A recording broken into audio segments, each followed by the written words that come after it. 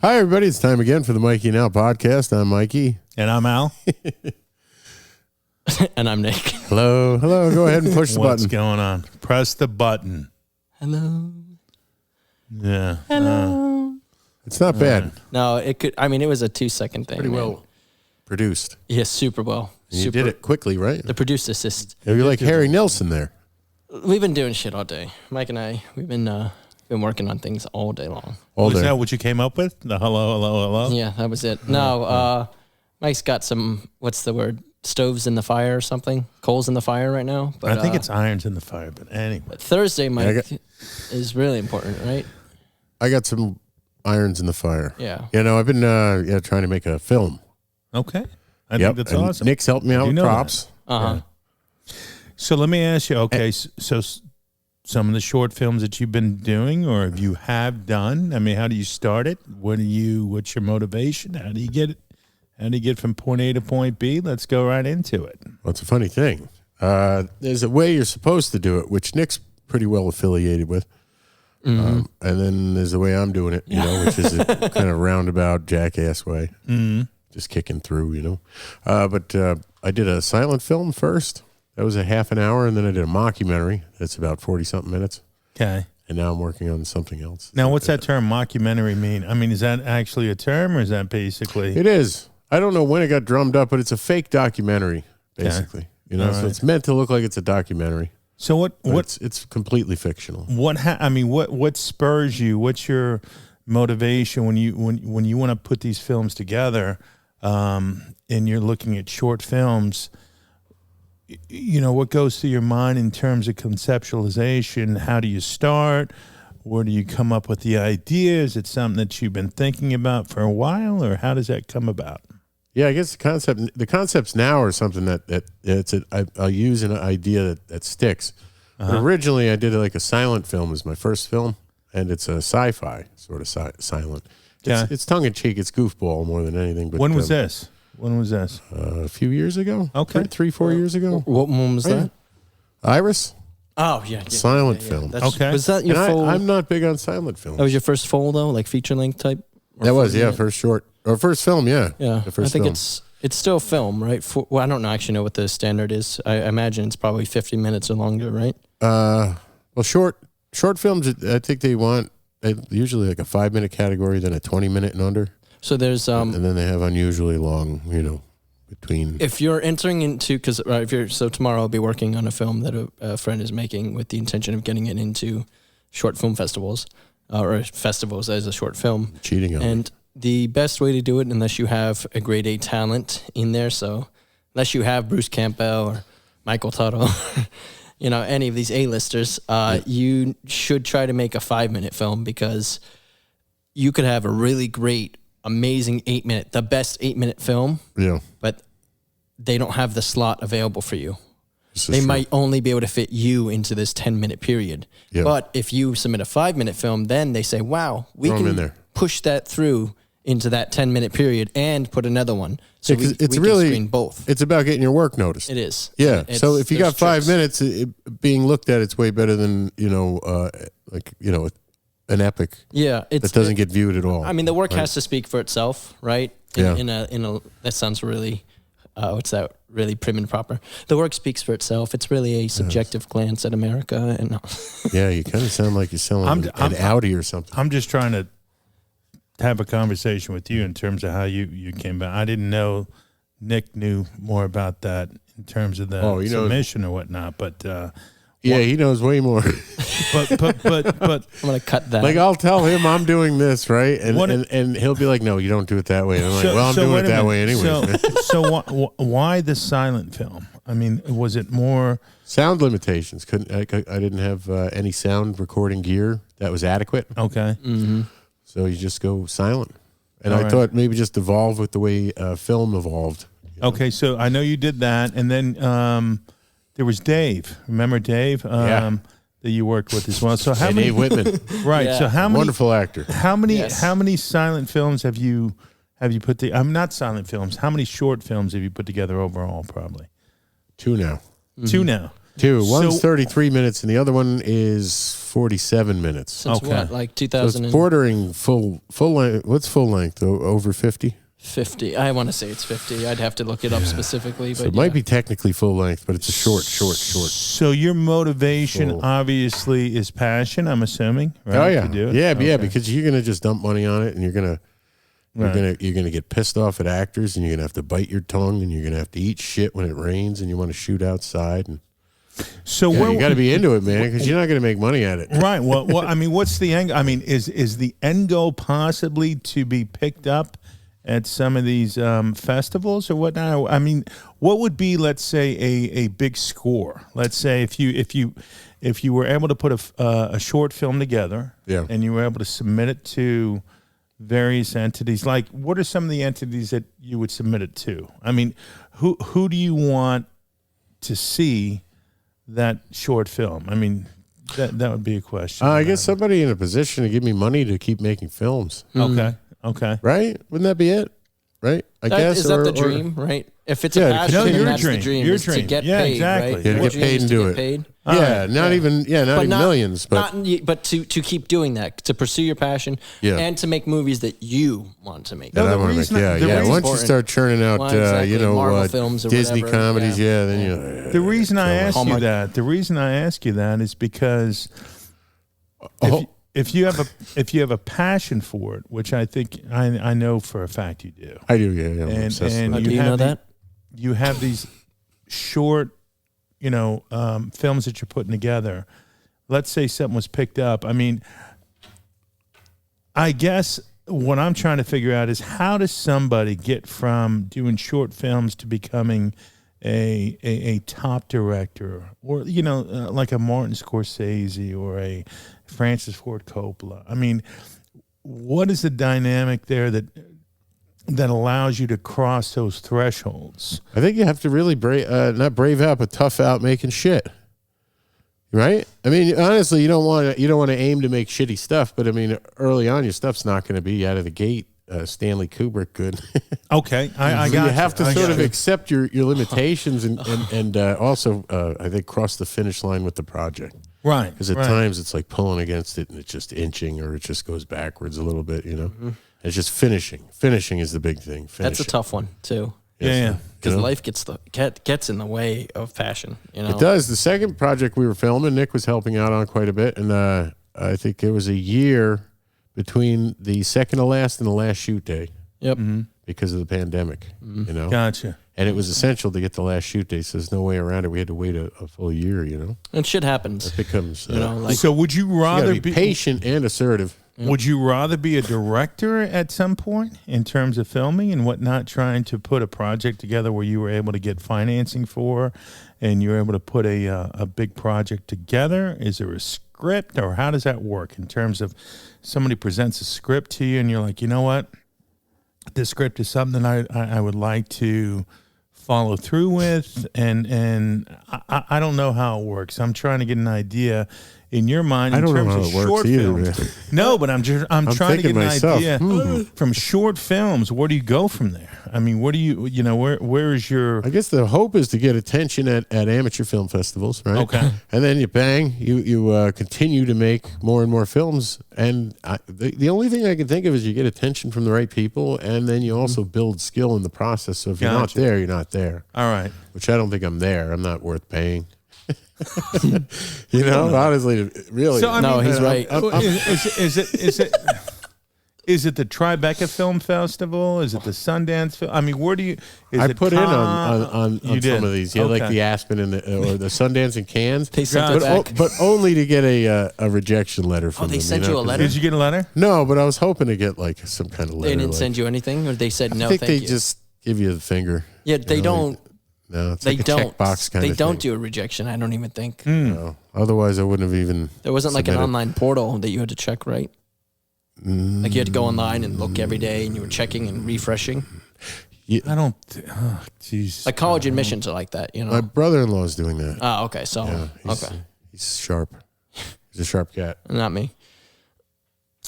So it's a passion project. You Passion love doing project. Yeah, you gotta love doing it. it. So And then I think if you keep doing it, you get better and better. Or you just you don't get better and better. So your end goal is not to Go be back to work. Or your end goal is basically there is no end goal. I'm assuming the end goal is just your passion for doing it, and if something derives from it, then wonderful. But at the end of the day, it's more of a passion, love for doing what you're doing, which is fine. Yeah. I mean, there is no reason that you have to say, you know what, my end goal is to be a director of, films are going to be in cinema or anything of that nature. But No, it's I was curious. to continue. Yeah. Yeah, and things are so affordable now. And you can Much get more pretty so. high quality, right? And to the average person, true. really, it's affordable to make a good-looking film, And you gotta love it. or have potential to make a good-looking film.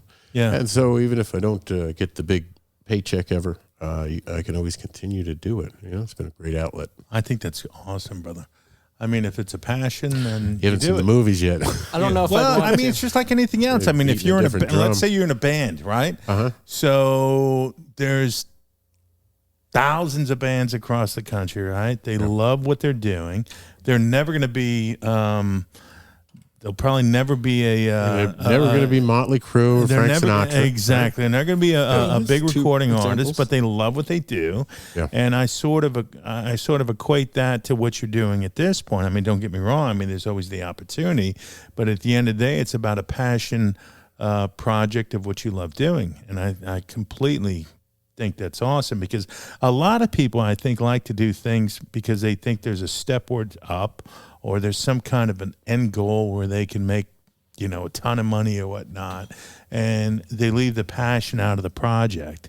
So for you, I think it's just the passion of it, and you don't really give a shit about the money at the end of the day or anything of that nature. No, I'm trying to make a good film. And then even if the money does come into it, and I've experienced this through the show and whatnot, when money comes into it, you'll be beholden to somebody, and then, you're just not going to get your way like you do on a very cheap amateur level. Right. So there's a certain, what do you call it, creative, what do you call Control that you got? Yeah, creative control. it? Yeah, like, right? Like a liberal, what is liberation of, whatever. It is. It's No, Yeah, you have these, what the fuck? words. The word's eluding me. Yeah. that you have people who are assholes who try to control what the hell you're doing, basically. Those are You have this freedom. producers. You have complete creative freedom when you're doing it on your own. Now that's dangerous, because then you're left to your own. Well, that's dangerous because you don't know if your work is good. Yeah, exactly. Until it's done and you get those reviews, Yeah. you just don't know if that amount of time that you're spending putting in, you're probably second guessing yourself at times. Oh, yeah. And then But those at the same time, I've had one friend look at my mockumentary, right? And he Poppin' Me? he loved it. No, actors. okay. And then the other friend watched it, and he told me I should go back to the basics of storytelling. And Oh, wow. I had to call. You know him. what? It's I had to take funny. it too, because I wasn't. It's criticism. It's criticism, He's but taking constructive. it, But I mean, and I wrote everything he wrote. He said down, That was me. and like, I was that friend. now wait a minute. Who was the secondary friend? Who was? I mean, did he have any kind of validity in the space in terms of when He made a couple good points. No, I understand mean, that, I but don't. Did he have any I don't- background? Did he have any What's his credits? background? Yeah. Oh, he loves. you He let- loves film. What's that? That's it. He loves film. Yeah. But I do trust his taste. I trust his artistic judgment. However, everybody has different tastes, so it's like, you got to kind of like take it with a grain of salt. And then ultimately, what I'm getting at is that, like, you do got to, like, you are faced with your own shit. But I mean, eventually you got to be faced with your own shit in life. Might as well be that's something. I hate seeing the mistakes in my work. Yeah. When Well, I watch it think that, again. I mean, you know what? As long as there was constructive criticism or anything, And there was. I changed the beginning of the film because of him. Yeah, because of the one negative review. And I think it made the film a lot better. I think that's, I mean, listen. That was key information out of the Love gate to that see I what think you're was doing. a little, it was think you missing, and needed to, it made it disorienting. But Do you think it's more? I think that's less you then, or it's not the original work. It's not the initial thought, the idea you had. If you're changing it based off of those reviews, I'm not judging you. I'm just saying it's. Do you think it changed? he brought up a good point. I wrote down everything he said because I couldn't think at the time. You're like sweating. You know what I mean? You're in the principal's office for a second, and you really can't talk back when it comes to criticism.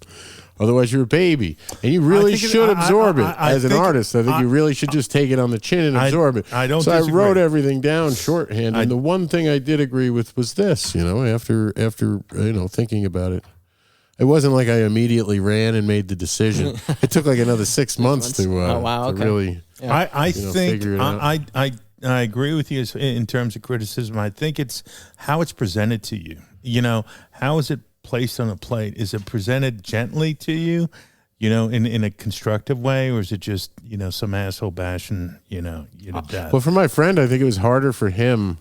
So he was like, cool. It was harder for him, and you know what? And he was like, kind of like, kind of run. Yeah, I respect that. He just started blasting me. Yeah. But he was reluctant to do so. You know what? Sometimes he was very reluctant. Sometimes it's better to have that from friends because I think way better. I think there are some. It's sincere. Yeah, you don't want yes men. Absolutely. No, because, I don't.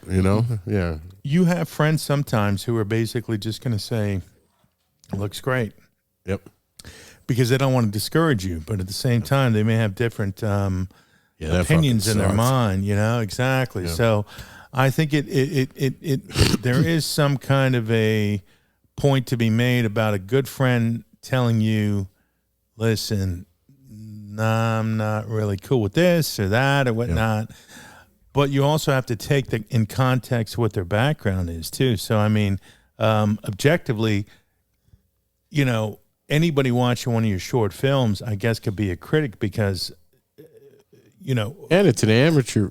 That's my point. I mean, everybody can be. Well, no, you either like it or you don't. I mean, everybody has their own likes and dislikes. I'm not even completely crazy about that. No, I'm just kidding. I am. I love the film. You know what's funny about films, though? Filmmaking. One thing that you watch everything over and over, right? You watch the raw 3-4 times before you even bring it to the editing. Oh, it's tough. Then you start rendering it down, and then you're cutting it and you watch it. You cut it, you watch it, you watch it, you watch it, you watch it. The one clip, figure out which clip out of the 5 takes or whatever that you want. Yeah. Then you like start hating the actor, even though you don't hate them at all. And then boom, you put it in context. Okay, watch it down. Watch it through. Yeah. So over the course of I don't know. But can you 45, imagine 50 sessions? You really can you imagine start losing your reference? That's why. Also, that's why I think people make bad movies because you really lose the forest through the trees when you're right on top of it. Am I right? Can't see it. But does that give you a better appreciation for like these guys like a Tarantino, no, they're getting like a Coppola, like a, some of these guys out there who are making these films at such a high level. My question was, do you have a better appreciation for these? Right. I'm not saying I'm a raconteur. Yeah, I was trying to get. I'm not saying I'm an auteur. Better appreciation for Tarantino, for Spielberg. I mean. To be doing a film at that level where you have so many different variables that you got to deal with, and so many different factors that you have to probably input into the film. Yeah. Does it make you more, appreciative of these kind of directors, or do you think that their crew just runs everything and they have no clue what's going on? Oh, no, those guys are real pros. Yeah. Yeah, they're real pros. I mean, it takes grit, right? Yeah. It takes grit. It takes a different type of work and a different type of directing to manage. Yeah. And to ignore the fact that you have a couple hundred people responding to everything you say. And also they have to take a lot of direction too, right? It's the director's not deciding the costumes. He's saying yes, it looks well. Maybe it depends on how in depth they go, right? Yeah, those guys have a lot of power. Yeah, like Scorsese and Tarantino. I think. But at the same time, they have to answer to whoever's funding it, right? And they can't go that in depth. They themselves can't do that. I don't think any human could actively decide every single facet and make every single decision. No, it has to be it has to be on an amateur level. Right. Has to be. Otherwise you need everybody. Yeah. You need a gaffer, you need a guy working the dolly. And I think their knowledge is at an amateur level for gaffing and for the lighting and certain things. It's not their job to make it look good. It's their job to make a vision Yeah, Right. and everybody else has to carry it out for them, and they say, "No, I don't." Yeah, I do. I want this. I doubt that any of them are going add a little more blue on this, add a little more green over here, you know. But maybe they are. Maybe. That's the thing too. There's all kinds of directors, right? Yeah. You got tyrants, and you got people who are buddy, and they work really closely with everybody. Who's the documentarian that we total love? assholes, you know. Mike, who's that documentarian that I like? Werner Herzog. Yeah. Werner Herzog. He's one of those really, really bad, like difficult to work with directors. Yeah. He likes to put people through extreme conditions and then squeeze it out of them, kind of. And people would say, "Look at the work and see how it came out," but I don't know if I could. The means don't necessarily always add up to And even if they did, I don't think that makes it better. No, because you got to treat people like people. You hear about people getting killed on sets and stuff like that, you know, just because it's just a disregard for safety. But then you're like, you killed somebody, you know. Stuff like that when it happens. Not good. Yeah. But I have a great appreciation for those guys, man. Yeah, 100%. That's all. Yeah, as a director, yes, or as an amateur director, yes, 110%. But as a movie viewer, then I don't know, you stop being humble, and then you start criticizing everything. Yeah, I guess my question is, how do you get from a level? I mean, is it an industry kind of a thing? I mean, contacts kind of a thing? Because I mean, you are you're well known. Could you leverage that and say, you know what, maybe let me get in contact with so and so and so in terms of trying to move up that that director kind of a thing. That's a good question. No, I think my contacts in TV are pretty much dead. If they're not, the contacts themselves are dead. Gotcha. The contact or the contacts. I wouldn't so much say that. I still think lost the contacts. It's also they can't even TV see anymore. Yeah. So they don't. I think that really the film world, especially the amateur film world, is. I think they like kind of turn their noses at TV. Yeah, where's that overlap? Yeah, if anything, I think it might hurt me. Really? You got to change my name to like Fred. Gotcha. Yeah, it's definitely a different type of production. I've never been on a big budget Hollywood film scene, and have you? Yes. Okay, so then kind of what did you like spend a day, or what did you do? No, just a couple hours. Oh, that's cool. So you saw. I mean, Hollywood Hollywoods it up. But it was an inside set that was a replica of the Washington Post. Oh, that's cool. So that was really cool. That is cool. You can see what's fake and shitty, just over the edge over there. Yeah, and then over here, they've got people, boom, boom, boom, boom. Props and scenery. That's got to be that's a detail oriented job. Completely. And then there's stiff slip ups and it's just like this whole office building inside the interior of the office building inside of a warehouse. Right. Where was that at? Los Angeles. It's in Hollywood, California. So you were on the set of, was it a film or a movie production? State of Play, right? It's Russell Crowe and I think so. Did it ever come out? Was it ever released? It was, yeah. It's kind of like one of those.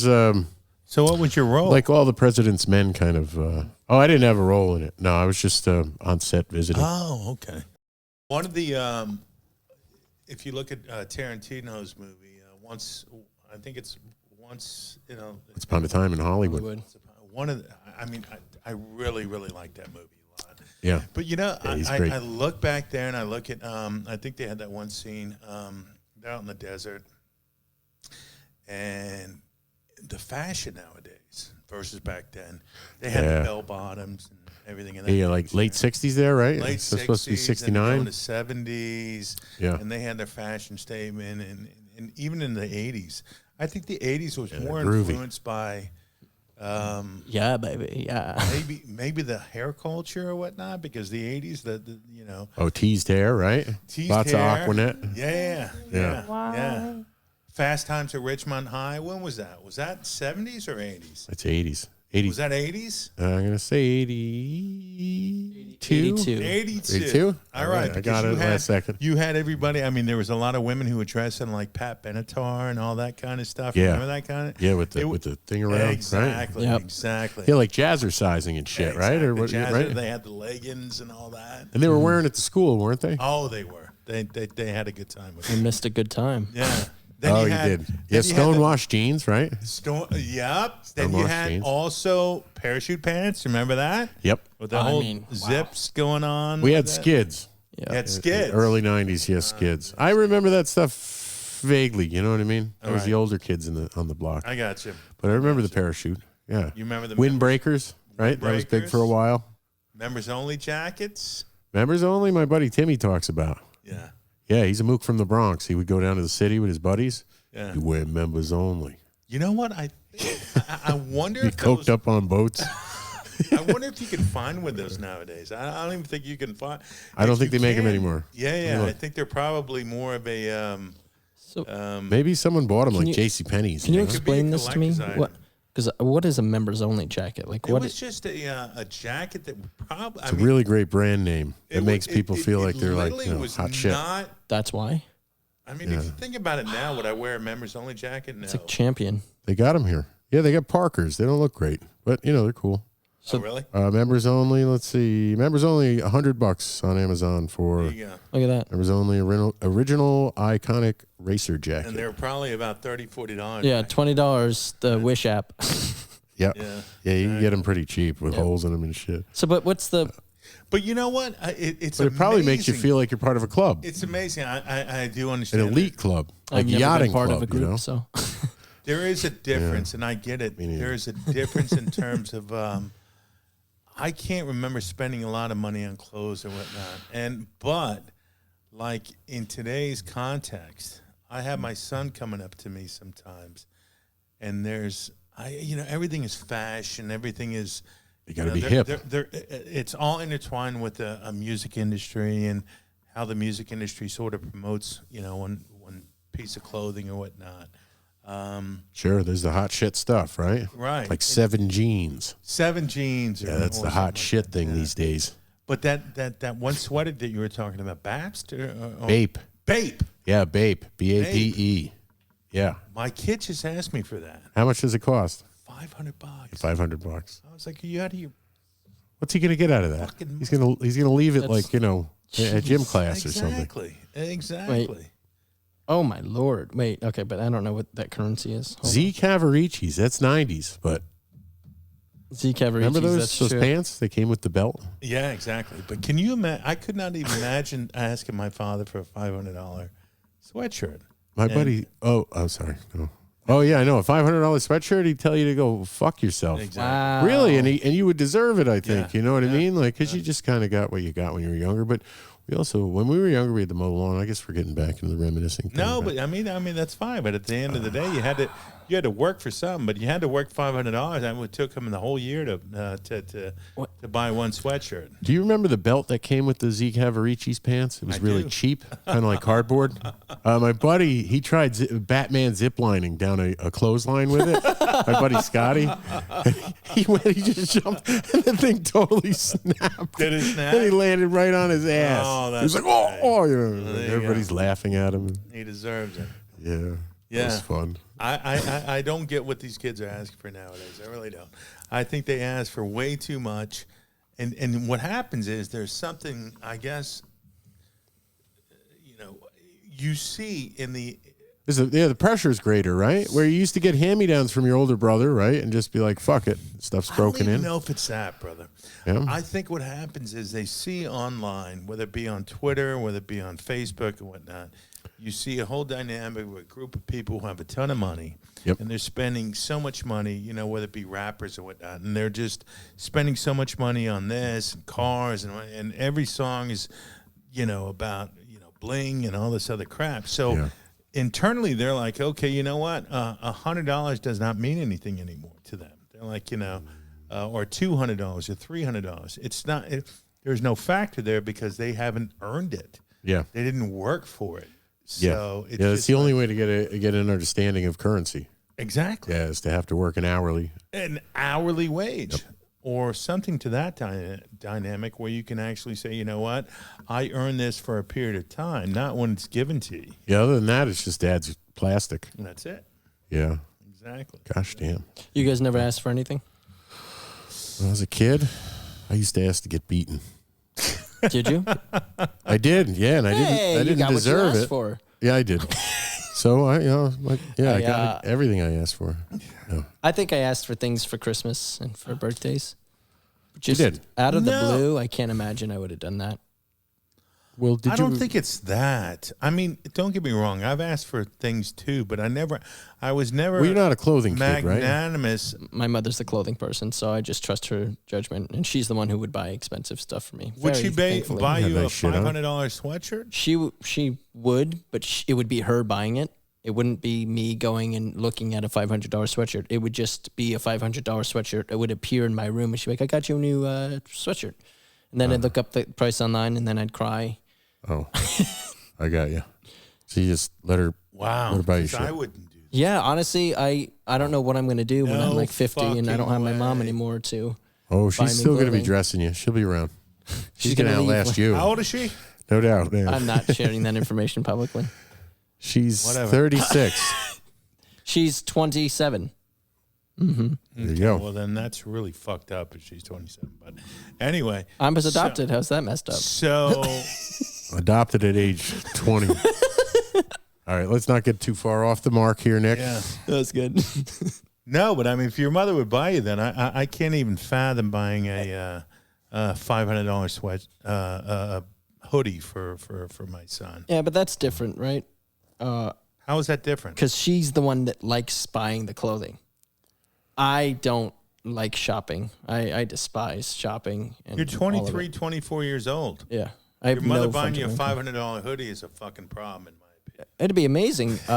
Your microphone. It really is. Your It's a microphone is fucking no problem. longer the right way, by the way. Thank you. As long as the tip is towards your face, you're good. That's what I she said. really think it's a problem. I wouldn't buy. You know what? There's Champions. There's Ridiculous. Adidas. All these are. Yeah. You can buy all these sweatshirts out there, and they're probably $30, $40 a piece. Yeah. That I can understand. Is Champion And you can that have type of brand? multiple. What's that? Is Champion that type of brand? I thought Champion was the $500 sweatshirt type of brand. They used No. to be. Oh, not Champion anymore. is. You know, you can get a beautiful sweatshirt for $30, $40. Blew out They the were brand. way more expensive than that. But a $500 sweatshirt is to me just a smack in the face. That's super cool. You know what I mean? Oh, yeah. Yeah. I was just thinking, Nick, when I was your age, I was told to get out of the house. Exactly. Exactly. Yes. But you have a different generation. You I have a guys different- can't afford to move out. I have different Nobody parents. can. Yeah. Well, nobody can afford to move out.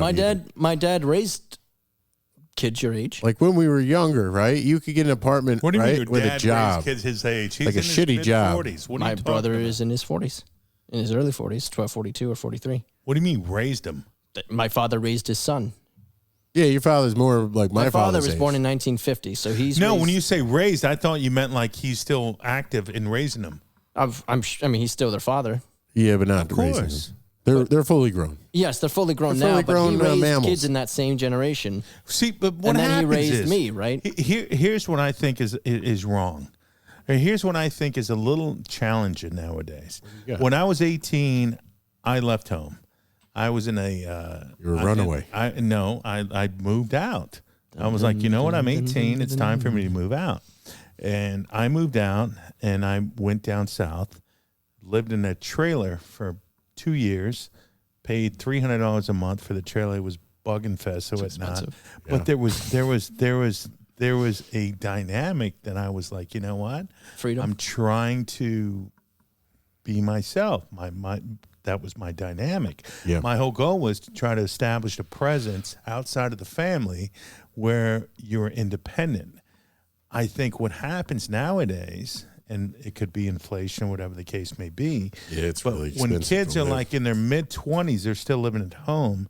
And to me, that is just absolutely a detriment because they will never outlive. They have to jump the shark. They have to be on their own to try to figure out who they are. Yeah. You can't always be at home where you have your mother, your father, and everybody your telling you video what the game hell to system. do. Yeah. At some point, you got to say, you know what? I Gotta can't. get out. You got to get out. Yeah. Even if you move out with like 5 people, that you're going to wind up with a fist fight with 3 of them drunk. You know, get out. That's my issue with that. What, living with other people? Yeah, I live with my parents still. I'm 24, and there's no reason for me to move out. I am barely at home. Unfortunately, I hate to say this. I live at my house, but I sleep there more often than anything else. I'm barely at home because of my work schedule and just everything else going on in my life. Do you pay rent? No, I pay every other thing except for rent. You rent. don't pay rent. You're right. I don't pay rent at my parents' house. So you're 24 and you don't fucking pay rent. So my point is that now your parents are going to listen to this and they're going to start charging you rent. You have never experienced. I'm trying to tell. Mike, am I right or not? Am I right or wrong? What's that? If you do not experience a shift between saying at some point, you're 20, you're in your mid 20s, and quite frankly, I'm afraid of, I'm scared of this with my kids too. You have to cut that fucking cord. You have to say, you know what? I am going to be on my own solely. And you cannot give that whole dynamic about, you know what, I'm fine being at home because there's a shift. I take care of my parents, they take care of me. No, if you're living at home, fuck your parents. No, if you live at home, your parents are taking care of you, and at some point, you have to say. You can't grow, in my opinion, unless you go out there and venture on your own. You say, you know what? I'm going to. Yeah, you got to wake up one morning in the cold, lonely world by yourself. Abso-fucking-lutely. Yeah, with a shitty sink, and a toilet that leaks, and you don't have anything in the fridge, and what's in the fridge is rotten. Mike, I had cockroaches in the fucking trailer. You got to become buddies. I think I paid $270 or whatnot back then, and I had and ants running up the goddamn wall and whatnot. Yeah, and I was I was trying to form my own way out because I could easily call my father and go, you know what, coming home. Hey, I'm coming home. Yeah. But God damn it, I wouldn't do it for the world. I was like, there's no fucking way, because if I did that, I would have lost respect from him. He would have been like, you know what? Come on home, son. Yeah. And then he would have been like, okay, we got you, and pet me on the fucking head. And you'd be a turd living at home forever. Exactly. Yeah. So instead of making your own. Power to you for, having moved out and dealing with cockroaches in a trailer for a couple of your years of your life. I don't want to do that. I don't think there's any real reason that I should leave a situation that's good for me right now, where I can continue to develop myself professionally, get a job that's going to pay enough for me to be able to pay my student loans and also rent. Yeah, you're screwed. $2,000 minimum. You're snowed in with debt. $1,800 if you're lucky in my area. You're snowed in with debt. So, but that's not the point. I'm not saying that. My father's also 73. His life expectancy for his generation is under 73. Yeah. So I am lucky. But he's a healthy guy. Have him. He doesn't smoke, drink, and he rides a bicycle. He is. And he's a really sweet dude. Absolutely. Right. What the hell does that have anything to do with anything? To be honest with you, I really don't understand it. Right. And so I'm getting there, is that it's a different dynamic. My parents and your parents have a different dynamic. But interdependently. But yes. Well, my father's passed away. So. Right. Yeah, my daddy left my mommy, and then my mommy died. I'm not Thanks saying for right bringing now, that up, right? Nick. You're exactly. You're 40. You're both 40 or older, right? We are old, right? No, but we had it a little bit more difficult than you did. No shit. No shit. Absolutely. Yeah, especially when you were 25, right? You got a lot of pressure on you, though, man. At 25, I would never even consider thinking or even conceptualize and living at home with my parents. Snowed in with debt. I thought I was moving out at 18 now.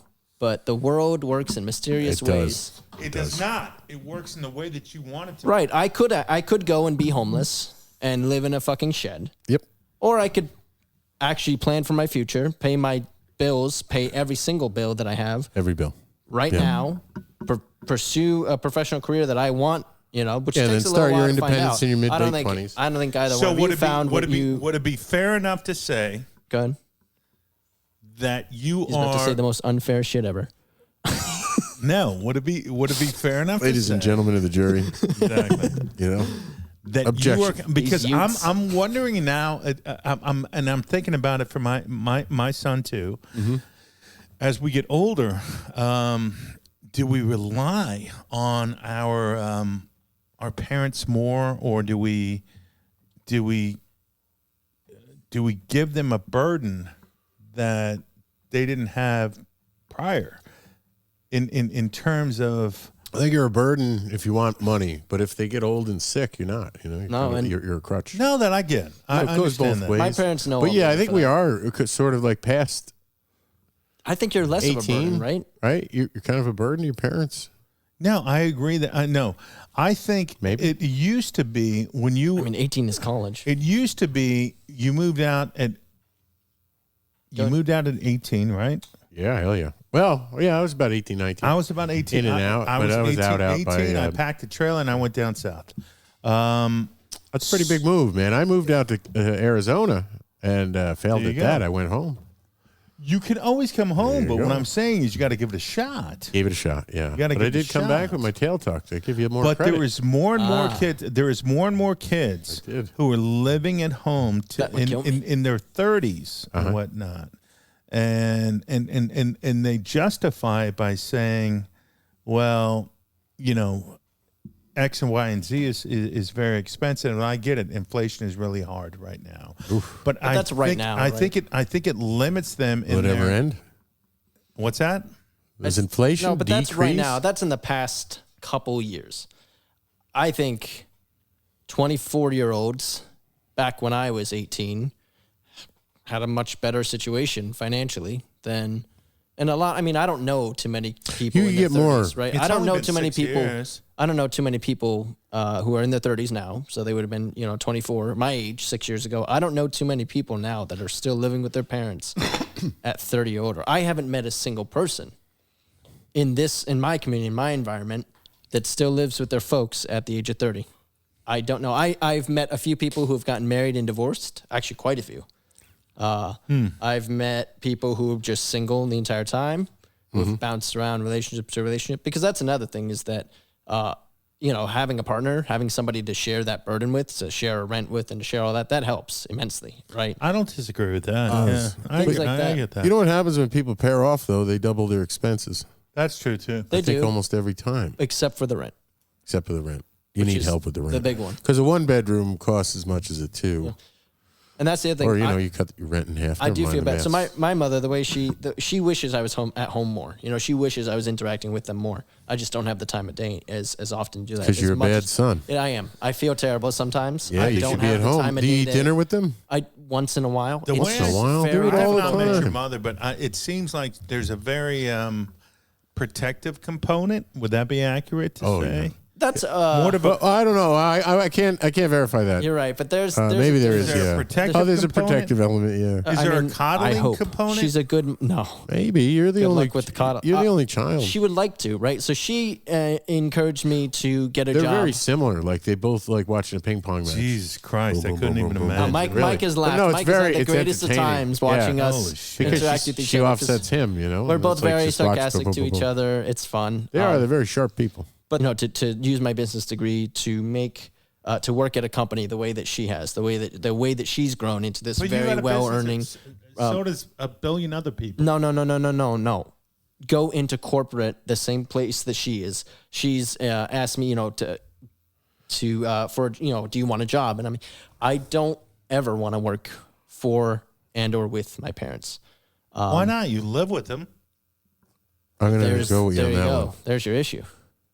Family Speaking as stuff. somebody who worked with his family, But I don't wanna think be Nick. there Besides that, you want all to the be time. you want to be a civil servant, don't you? yeah. But I think the reason I'm not there all the time, They don't get rich. the reason I'm not living in my parents' basement in that Silver quote servers unquote. sound too bad. They don't. But in that just- quote unquote living in my parents' basement type thing, the reason I'm not there is because that would be terrible. I wouldn't want to do that. Yeah, if anybody wants to buy a pot, Listen, I'm selling it. We had a civil conversation here about this. The Absolutely. number agree with here you. on the bottom of the screen. You and I have across the there, same it'll concept. flash. It's just not possible. I never have Supplement. had Lack a of- handout. Not a handout. I shouldn't say that.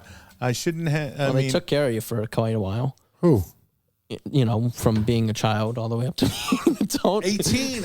My father always impressioned me. He was like, you know what? He goes, son, I love you to death. 18, I'm done. He was like 18. Yeah, I'm done. you're out. No, he used to be like he wouldn't say you're out. He'd be like, 18, son, I'm done. You're not gonna paying have to for figure anything this anymore. shit out. Was- Yeah. You're gonna have to figure it out. And I was like, okay. So when I turned 18, literally when I came back from the States, he was like, okay, you got literally 4 weeks to figure this out, but you're not living here. So what are you gonna do? And I was like, wow. okay. Yeah, that's crazy. And I was like, my girlfriend lives in Alabama. Can we get? And he was like, okay, I'm going to pay for a U-Haul, pack your stuff up. We're going to go down there, which we did. Wow. We went to Alabama. And he goes, I'm going to give you 5 days to find a place. I'm going to pay for your first 3 months' rent. That's a very nice one. And then you got it. And that's why I looked for the cheapest place I could find, which was a trailer. And it cost, I think it was, I could be wrong. It was probably cheaper. How were the neighbors? 220. They were great. Yeah. It was a trailer park, and everybody sort of minded their own business. It was not anything like that. I think it was $225.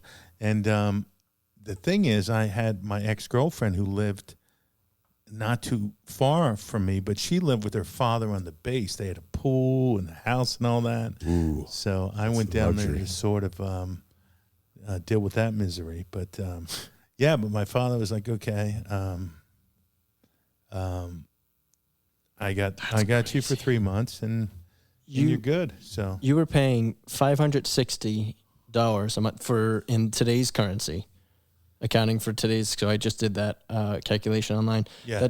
You were paying $560 for a trailer, right? yeah, a trailer. For how? But to me, it was it was the coolest thing For in the how world. long until you like got an apartment or moved in? It took me, and I put in for another apartment that was like income stable kind of a thing. Yeah. Probably about a year. Mm-hmm. Yeah, it's like How- a three-tier Do you know how much- complex with a pool and all that shit. it was probably under $300 back then. For an apartment? Yeah, Oh back my in God. in Alabama in 19 Yeah. Wow. fucking 94. $750 per 94. month. Yeah. Yeah, that's a cheap state to live in. Yeah. It's been fun conversations. We're about out of time today, gentlemen. Out of Any time, last thoughts gentlemen. you have? Out of thoughts. All right, so Done we'll do the thinking. outro real quick. Oh, Outro. Al's trying to leave already. No. Hey, Thank you, guys. Thank you, everybody. It's time again for the Mikey Now podcast. I'm Time Mikey. again. Thank you very much for listening to the Mikey Now podcast. My name is Nicholas. This is Michael. and we can be found anywhere that podcasts are found, and on YouTube at Mikey N Al. Yeah, podcast. like us and subscribe, right? Like, subscribe, please comment. We're starving for ideas here, as is clear by today's amazing episode. Yep. Join us next week for AI. Bye.